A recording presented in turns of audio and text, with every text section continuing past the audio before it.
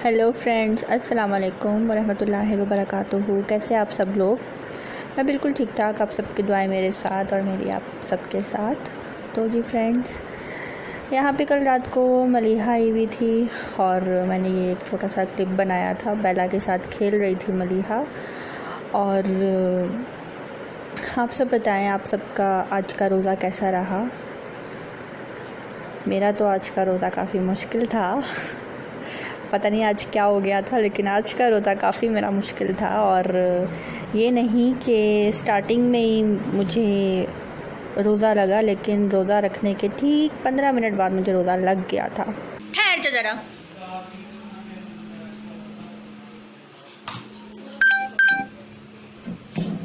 मलीहा,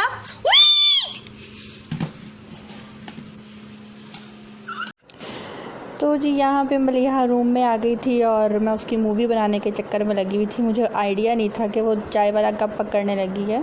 मियाँ जी के लिए चाय रखी थी और शुक्र है उन्होंने पी नहीं और चाय ठंडी हो गई हुई थी। बोलो, B for ball, B for bat, ब बॉल। बोलो, नो नो नो नो, बुरी बात।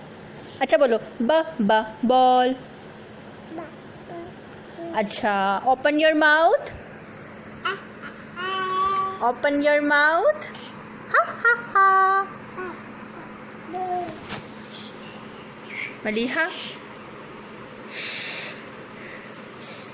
Open your.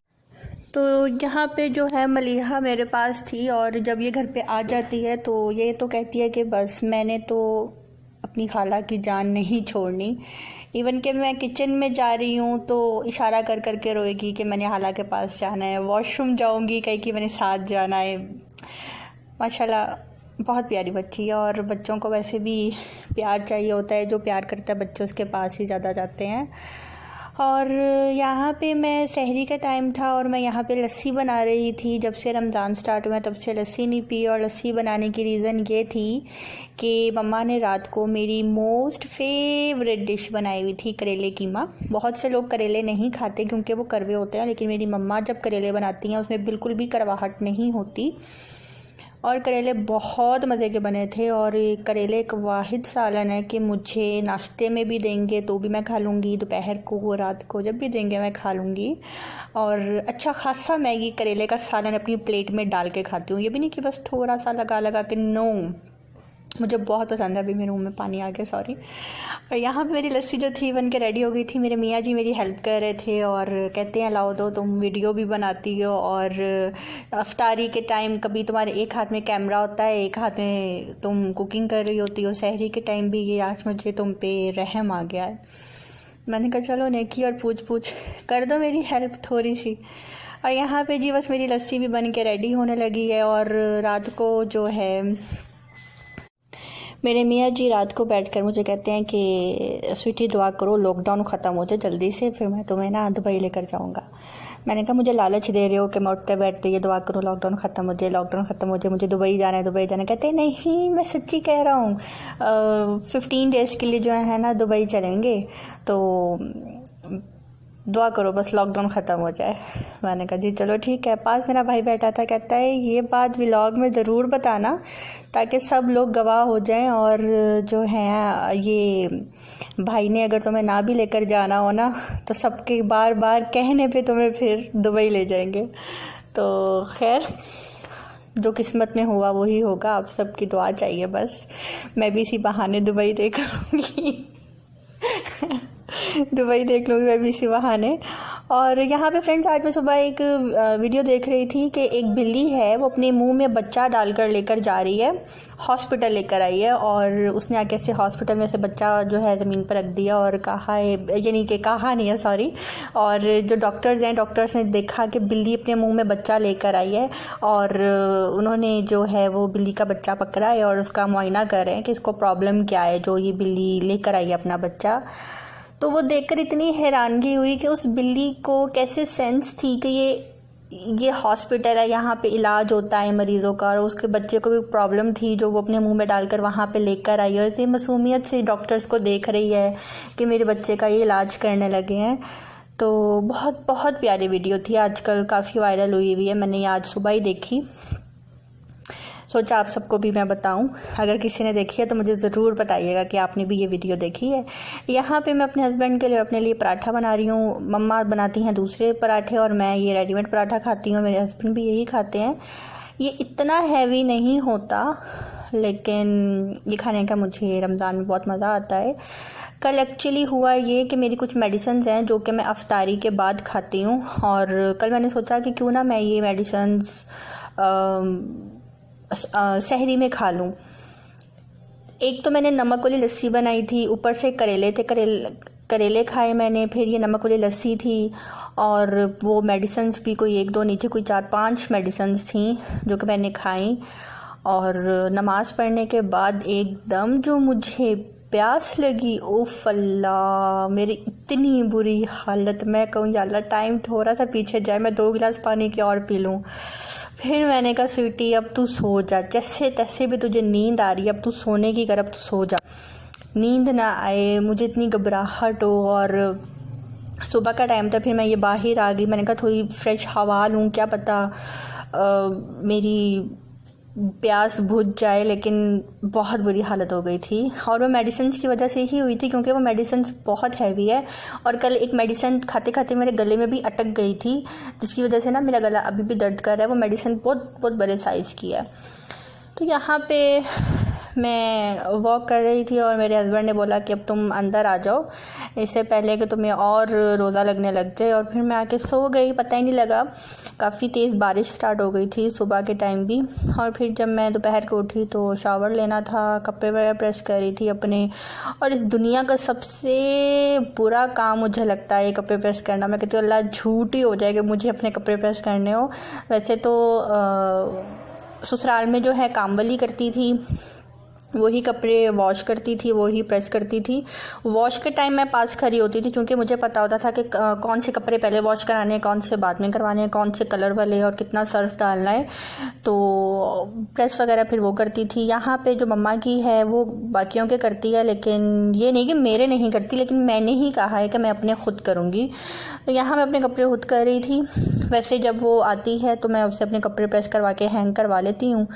ये सूट मेरा वैसे ही था, तो मैंने कहा चलो मैं अब कर लेती हूँ, क्या मैं उसका वेट करूँ। और आज मैंने अपना ये नया ट्राउज़र पहना, सोचा थोड़ी सी झलक आप लोगों को दिखा दूँ। माशाल्लाह बहुत प्यारा लग रहा था। मैं किचन में खड़ी हुई तो मेरे पापा आके कहते हैं, पापा आए थे किचन में देखने के लिए कि आज अफ्तारी में क्या बन रहा है। तो उनकी नज़र डायरेक्ट मेरे ट्राउज़र पे गई। कहते हैं ये क्या पहना हुआ है? मैंने कहा ट्राउज़र पहना हुआ है। मैंने बड़ी हल्की सी आवाज़ में कहा, मैंने कहा ट्राउज़र पहना हुआ है। कहते हैं ये तो झाड़ू लगाने वाला ट्राउज़र है। मैंने कहा पापा इतना मैंने कपड़ा खरीदा है ट्राउज़र की वजह से, इतनी मैंने सिलाई दी और आपने मेरे ट्राउज़र की उसी टाइम इंसल्ट कर दी है। कहते हैं हाँ ये तो झाड़ू लगाने वाला ट्राउज़र है, इसको पहन के गोल गोल घूमोगी ना तो इर्द गिर्द वाली सारी जगह साफ़ हो जाएगी, अच्छा ट्राउज़र है। तो खैर वो तो मजाक कर रहे थे, लेकिन मम्मा को बहुत पसंद आया। मम्मा ने कहा अच्छा लग रहा है पहना हुआ।